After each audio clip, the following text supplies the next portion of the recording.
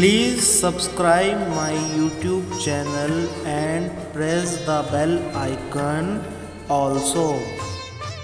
नन्ही चींटी जब दाना लेकर चलती है, चढ़ती दीवारों पर 100 बार फिसलती है। मन का विश्वास रगों में साहस भरता है, चढ़कर गिरना गिरकर चढ़ना ना अखड़ता है। आखिर उसकी मेहनत बेकार नहीं होती, कोशिश करने वालों की कभी हार नहीं होती। डुबकियां सिंधु में गोताखोर लगाता है, जा जाकर खाली हाथ लौट कर आता है। मिलते नहीं सहज ही मोती गहरे पानी में, मिलते नहीं सहज ही मोती गहरे पानी में। मुट्ठी उसकी खाली हर बार नहीं होती, कोशिश करने वालों की कभी हार नहीं होती। असफलता एक चुनौती है, इसे स्वीकार करो। क्या कमी रह गई देखो और सुधार करो। जब तक न सफल हो नींद चैन को त्यागो तुम, संघर्ष का मैदान छोड़कर मत भागो तुम। कुछ किए बिना ही जय जयकार नहीं होती, कोशिश करने वालों की कभी हार नहीं होती, कभी हार नहीं होती। आज की कहानी है एक प्रकांड पंडित और एक मूर्ख से एक अति विद्वान प्रकांड पंडित बनने की कहानी एक व्यक्ति की, जो कि है महाकवि कालिदास की कहानी। कैसे वो एक मूर्ख व्यक्ति से महाकवि कालिदास बने। महाराजा विक्रमादित्य के 9 रत्नों में से एक रत्न महाकवि कालिदास बने। ये कहानी है, शुरू होती है अब से। एक राजा थे और उनकी एक कन्या थी। विद्योत्मा की कहानी। विद्योत्मा अपने नाम की तरह ही बड़ी ही विद्वान थी और विद्वान के साथ साथ उसमें बड़ा अहंकार भी था। तो बड़े बड़े राजा उससे और बड़ी ही सुंदर भी थी। तो बड़े बड़े राजा उससे विवाह करने के लिए आते और उसकी एक शर्त थी कि जो भी मुझे शास्त्रार्थ में मुझे संतुष्ट कर देगा, मुझे हरा देगा, उसी व्यक्ति से मैं शादी करूँगा। तो बड़े बड़े पंडित विद्वान आए पर उसे कोई हरा ना पाया। अब सभी निराश हो गए, तो सभी बड़े गुस्से में आ गए। सबने इकट्ठा होकर एक योजना बनाई कि ये बड़े विद्वान बनती है, इसका विवाह एक ऐसे मूर्ख व्यक्ति से कराना होगा जो इसे अकल आ जाए कि किसने इतने विद्वान व्यक्तियों को ठुकराया है, ये है, तो इसे पता लग जाए कि तेरे से भी विद्वान बहुत हैं और ये इतने में अहंकार किस चीज़ का है, इसका अहंकार तोड़ना होगा। तो वे निकल पड़े एक मंद बुद्धि, एक जो है कम अकल के बच्चे के बारे को ढूंढने के लिए।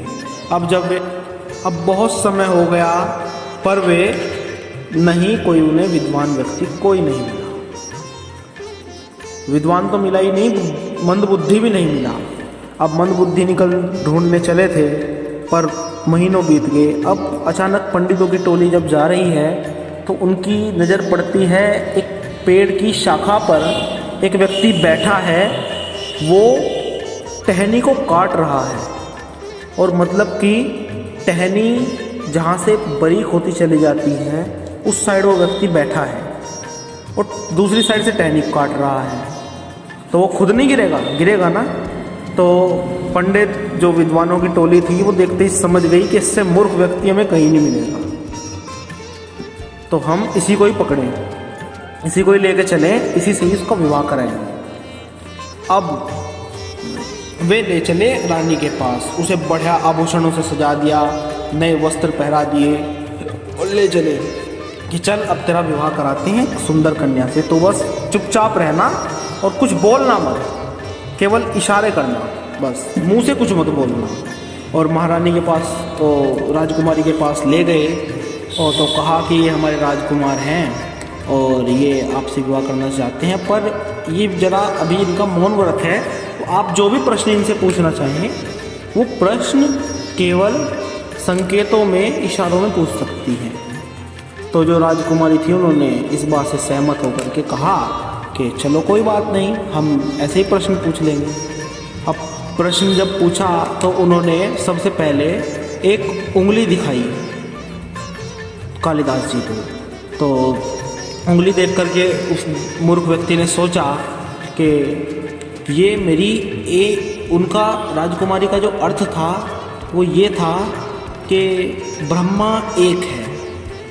तो उन्होंने सोचा, उस मूर्ख व्यक्ति ने सोचा कि ये मेरी उंगली दिखा रही है, ये मेरी एक आँख फोड़ेगी। तो उस व्यक्ति ने सामने से 2 उंगली दिखा दी और उसने तो ये सोचा कि ये मेरी एक आँख फोड़ेगी, मैं इसकी दोनों फोड़ दूंगा, है ना। तो जो वहाँ जो विद्वान व्यक्ति थे उन्होंने राजकुमारी को समझाया कि ये कह रहे हैं हमारे महाराज कि आप कह रही हैं कि ब्रह्मा एक है, परंतु ये कह रहे हैं कि ब्रह्मा और जीवात्मा दोनों का अस्तित्व है, दोनों ही सत्य हैं, बाकी कोई सत्य नहीं है इस पूरी ब्रह्मांड में। रानी संतुष्ट हो गई। अब राजकुमारी फिर से यही अगला प्रश्न पूछा। राजकुमारी ने अपना हाथ दिखाया तो मूर्ख व्यक्ति ने सोचा कि मेरे चांटा मारेगी, और मूर्ख व्यक्ति ने मुक्का दिखाया। मुक्का दिखाते के साथ ही महारानी जो कहना चाह रही थी वो चाह रही थी कि 5 तत्वों का इस दुनिया में, प्रकृति में अस्तित्व है। 5 तत्वों से मिलकर ये शरीर बना है। तो उस व्यक्ति ने एक मुट्ठी दिखाई। उसका अर्थ विद्वानों ने बताया वहाँ पर कि ये जो है मुट्ठी, इसका अर्थ है कि ये जो 5 तत्व हैं ये अलग अलग प्रकृति में कुछ नहीं कर सकते। जब तक ये इकट्ठे ना हो तब तक ये कुछ नहीं कर सकते। तो राजकुमारी हार गई। हारने के बाद राजकुमारी का उससे विवाह हो गया। कुछ दिनों पश्चात बाहर एक हाथी को देख करके मूर्ख व्यक्ति जोर जोर से चिल्लाने लगा। अब राजकुमारी को देर न लगी कि ये तो कोई मूर्ख है और उससे मेरा विवाह करा दिया। रानी ने बड़ा क्रोध में आकर के उस व्यक्ति को महल से निकाल दिया और कहा कि जब तक बुद्धिमान न बन जाए आ मत जाना। अब जो कालिदास जी थे वे निकल गए। अब कालिदास जी जो थे वो मूर्ख तो थे, परंतु अपने स्वाभिमान के अडिग थे, अपने स्वाभिमान के पक्के थे। तो कालिदास जी ने उसके बाद घोर तपस्याएं करी, बहुत तपस्याएं करी, कितने दिन तक ज्ञान की खोज में रहे, पर उनको सफलता प्राप्त नहीं। अब असफलता प्राप्त होने के बाद, बार बार असफल होने के बाद वे अब निकल पड़े अपने प्राण देने के लिए एक मंदिर में। और जैसे ही माँ काली के सामने वो गए तो जैसे ही उन्होंने अपनी गर्दन पर वो चलाया तलवार, तो वैसे ही माँ भवानी प्रकट हो गई। प्रकट होने के बाद माँ भवानी ने उनसे वरदान मांगने को कहा कि पुत्र, मैं तेरी इस तपस्या से, इस दान से मैं बड़ी प्रसन्न हूँ, तो मांग जो मांगता है। उसने कहा कि मुझे बुद्धि दो, मुझे वेदों का ज्ञान दो। उसे समस्त वेदों का ज्ञान दिया, शास्त्रों का ज्ञान दिया, प्रकांड पंडित बना दिया माने। और वही विद्वान एक दिन जा कर के इस दुनिया का बड़ा ही प्रसिद्ध विद्वान बना और महाराजा विक्रमादित्य के नवरत्नों में से एक रत्न महाकवि कालिदास बने। बड़े ही ग्रंथ उन्होंने महाकाव्य लिख रखे हैं। तो ऐसा नहीं है कि हम लोगों को कुछ करना होगा।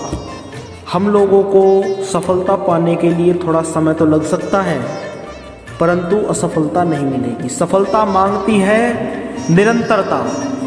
अगर हम निरंतर किसी काम में लग रहे हैं, निरंतर किसी काम को कर रहे हैं, तो हम उसमें ज़रूर सफल होंगे। हमें कभी भी अपने आप को कम नहीं आंकना चाहिए। कुछ हम करने से हम हमेशा कुछ ना कुछ पाएंगे। धन्यवाद। आप लोगों ने अगर स्टोरी अच्छी लगी हो तो आप लाइक करें, और अगर चैनल पर नए हैं तो प्लीज़ चैनल को सब्सक्राइब करें। Thank you.